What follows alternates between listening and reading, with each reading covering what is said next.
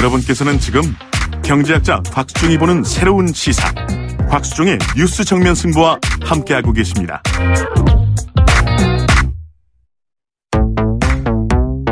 문제는 경제다?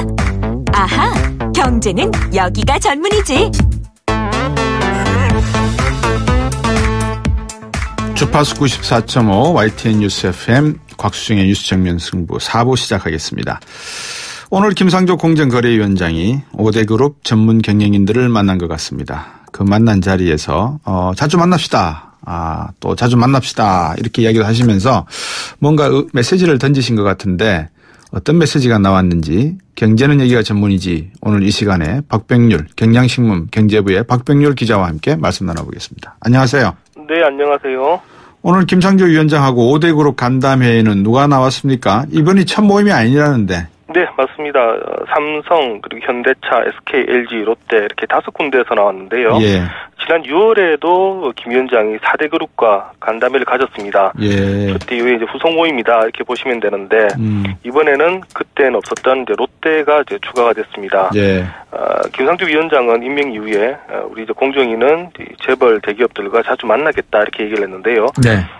공정위가 이제 어떤 그 재벌 대기업에 대한 개혁을 해야 되는데 이걸 일방적으로 하는 게 아니라 사전에 대기업들과 충분한 대화를 나눠보겠다. 이런 취지에서 자주 자리를 갖겠다 이런 얘기를 했습니다. 일단 이번에도 헤어지면서 이제 또 만나자 이렇게 얘기한 걸로 지금 전해져 있습니다. 네. 공정거래위원회와 재벌 무엇이 이 공정거래위원회가 가지고 있는 권한의 테두리 안에서 재벌을 볼 수 있는 부분입니까? 뭐 여러 가지 공정거래법이 있기 때문에요. 예. 뭐 재벌들이 지배구조 문제라든가, 예. 그리고 뭐 일감 몰아주기 이런 예. 데서 이제 불공정 거래를 했을 때, 예. 과징금을 매기거나 혹은 벌금을 매길 수 있는 그런 이제 강력한 권한을 공정거래위원회가 가지고 있습니다. 출발할 때 김상조 위원장이 크게 나갔는데 요즘 조용하면서 그러니까 수면 밑에서 조용히 일하시는 것 같아요. 네, 맞습니다. 예. 흔히들 우리가 김상조 위원장 이러면 예. 재벌 대기업의 좀 저승사자다. 예. 이런 이제 얘기를 하고 있었고요. 그러면서 이제 취임과 함께 아주 강력한 재벌 정책을 펼 것 아니냐 이렇게 봤는데, 근데 아마 이 얘기를 지금 김상조 위원장에게 물어보면 나 좀 억울하다 이렇게 말씀을 하실지도 모르겠습니다. 그 김상조 위원장이 이제 입각하기 전에 한번 만나봤는데 예. 웃으면서 야 나도 많이 우경화됐어 이렇게 얘기를 하면서요. 그래요? 네, 그러면서 이제 본인은 이제 유연한 재벌 개혁 정책을 지지한다 이렇게 밝혔습니다. 예. 이제 이 말이 뭐 재벌 개혁을 안 하겠다, 약화하겠다 이런 뜻이 아니라 재벌 개혁을 하기는 해야 되는데 네. 요거를 마냥 힘으로 밀어붙여서는 힘들더라. 이제 재벌들의 저항을 불러오기 때문에 네. 오히려 재벌 개혁이 늦춰지는 원인이 되니까 네. 어쨌든 뭐 서울로 가든 시골로 가든 목표만 이루면 되니까 좀 달래고 설득하고 하면서 기업이 스스로 변할 수 있도록 하는 게 가장 좋고 네. 그렇게 안 되더라도 자연스럽게 일단 뜻하는 바를 이루겠다 지금 이런 생각을 가지고 있는데요. 예. 오늘도 이제 이 생각을 또 일단에 밝히기도 했습니다.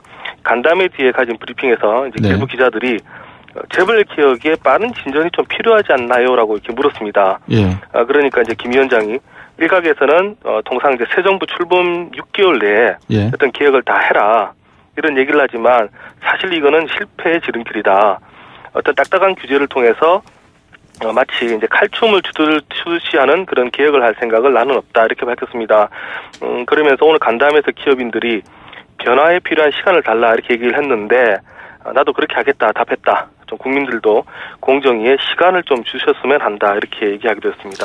저도 뭐 개인적으로 김상조 교수하고 잘 아는 사이인데 뭐 제가 잘 아는지 모르겠습니다. 그분은 잘 모를 수도 뭐 눈빛 교환을 했습니다. 서로 아는 척을 했거든요. 네. 과거에 김종인 전 더불어민주당 대표 시절에 경제민주화론에 대해서 이분이 뭐라고 얘기했냐 그러면 낡은 시대의 접근법이다 이렇게 이야기했단 말입니다. 네. 그래놓고 이번 국정감사 때 최운열 의원한테 아주 당했어요. 혼났어요. 보니까. 네. 우경화가 됐어 이런 말을 했다고 우리 박병률 기자한테 하는데 네. 처음에 공정거래위원장 할 때 아주 기계가 대단했거든요. 네. 예. 근데 왜 이렇게 현장과 현실을 이제 이해를 하신 겁니까? 아니면 원래 이분 성품이 원래 온순하고 착하신 분입니까? 뭐 어떻게 된 겁니까? 원래 온순하고 착하시겠죠. 근데 이제 그 기본적으로 일단 네. 그 김 위원장의 생각은 그겁니다. 사실 김 위원장이 더 높은 평가를 받았던 것도 예. 어떤 이론적인 부분과 그리고 이제 현실적인 부분이 이제 갈수록 좀 많이 이제 접목이 됐다. 사실 이제 이런 부분들이 있는데요. 일단 뭐 사석에서 일단 만나보면 어쨌든 그 과거에 좀 젊었을 때 어떤 기계에 있었고 뜻이 있었던 그때와 조금 다르게 이제는 조금 더 노련해졌다. 그리고 이제 실제로 이제 행정가가 됐기 때문에 네. 어떤 이제 이상과 그 어떤 이념보다는 예. 현실적인 부분에서 어떤 변화를 이뤄나겠다라는 뜻이 예. 좀 강하지 않은가 그렇게 좀 보입니다. 아이디얼리스트하고 로맨티스트에서 이제는 현실주의자가 됐다 이 말씀이신 것 같은데 그 오늘 모임에서도 사실은 뭐 좋은 이야기만 나온 게 아닌 것 같아요. 보니까 저 김상조 위원장이 출범시킨 하나의 기업 집단국이라고 있죠. 네. 대기업 감시하라고 만든 건데 그죠? 네. 여기를 활용을 해서 앞으로 대기업이 공익재단 운영하고 있는데 네. 이 공익재단 운영을 조사하겠다 이 말이 나온 것 같아요. 네, 맞습니다. 뭐 사실 오늘 대기업 관계자들은 만나고 돌아가시면서 아마 이렇게 가슴을 좀 쓸어냈을 것 같은데, 예. 그 기업 집단국이라는 것을 이번에 공정위가 만들었습니다. 예. 대기업 재벌들에 대해서 이제 전담하도록 하겠다는 건데, 네. 9월달에 만들었는데요. 이제 이 기업 집단국이 무엇을 할 것인가, 예. 이것을 오늘 이제 재벌들한테 밝혔다라고 보시면 되고요. 예. 아까 말씀하신 것처럼 일단 첫 번째가 대기업에 속해 있는 공익재단에 대한 운영 실태를 전수조사하겠다. 이렇게 밝혔습니다. 사실 이 대기업 운영하는 이 공익재단에 대한 문제점 계속해서 얘기들이 많이 나오고 있었는데요. 예. 원래 이제 취지는 좋습니다. 뭐 재단법인, 사단법인으로 되어 있으면서 사회가 필요로 한 여러 가지 역할들을 해주겠다. 예. 학자금, 장학금, 뭐 연구비를 지급하기도 하고요. 또 학술이나 그 자선에 대한 이런 사업 이런 것들 많이 하는 법인들이 바로 공익법인인데 네. 문제는 이 공익법인을 대기업과 오너들이 계열사 주식을 그 공익재단에 출자하는 이런 방법을 통해 가지고 이 상속세와 증여세 부담을 좀 줄이는 그런 편법으로 썼다라는 지적이 많았습니다. 네. 지금 보면 지금 20개 주요 대기업이 39개 공익재단을 가지고 있는데요. 예. 이 39개 공익재단을 통해서 지금 79개 계열사 지분을 또 보유를 하고 있습니다. 네. 그리고 이 공익재단의 이사장은 당연히 지금 대기업의 총수들이 주로 맡고 있고요. 네. 이 세법을 보면 공익재단은 그 발행회사의 지분 5%, 성실공익법인 같은 경우는 10%까지 증여세를 내지 않고 기부를 받을 수가 있습니다. 이 때문에 그 대기업 총수들이 공익재단을 세금 한 푼도 내지 않고 이 소위 말하는 편법 상속하는 방법으로. 그러니까 내가 대기업 이사장이 돼버리면 네. 또 증여세 상속 3%도 내지 않고 5%, 10% 지분을 가질 수 있으니까 이게 문제가 아니냐 이런 지적이 많았고요. 네. 그러다 보니까 사실 이 말의 속뜻에 일단 1차 타깃이 혹시 삼성이 아니냐 이런 얘기도 나오는데 네. 지금 삼성이 가지고 있는 공익재단이 4개나 됩니다. 어떤 거죠? 네, 삼성문화재단, 삼성복지재단, 삼성생명공익재단, 꿈장학재단 이렇게 4개인데 네.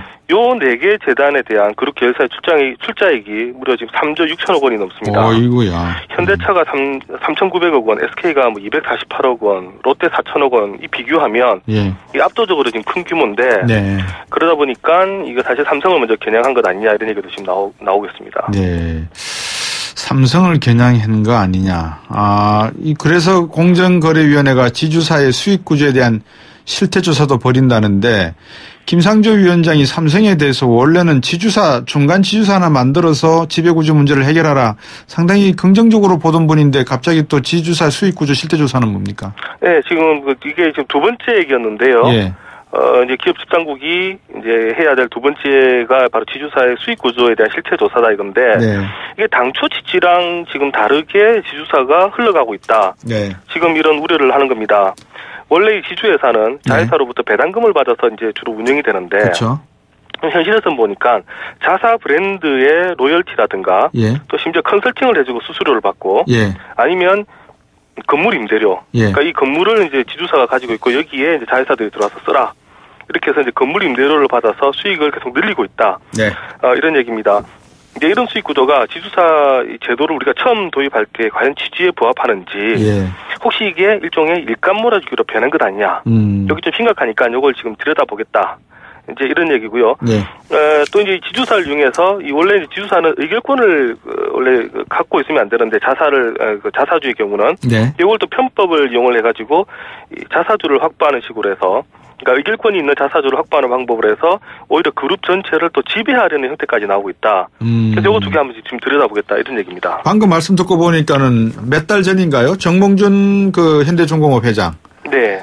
주식 다 매도했죠. 맞습니다. 이거 그때 제가 자사주의 마법이라고 불렀던 그런 건이 있었죠. 그렇죠. 그래서 그 돈을 가지고 전부 저 자사주에다가 저 로보틱스입니까? 예. 그쪽으로 가져갔지 않습니까, 이거? 네, 맞습니다. 그러면 지금 방금 말씀하신 사례는 현대중공업 사례네요? 네, 현대중공업이 이번에 가장 큰 좀 사고를 쳤던 건데, 예. 그러니까 원래 이제 지주회사를 만들면서 가졌던 그 자사주에 대해서는 의결권이 없지만, 네. 이걸 이제 자회사를 만들면서 이 자회사에 그 신주를 받게 되면 예. 의결권이 생기는데, 예. 요걸 가지고 다시 이제 지배하는 이런 구조, 요건 이제 문제였다 이거고, 네. 그리고 아까 이제 앞서 말씀드렸던 지금 여러 가지 수익 구조도 보면. 네.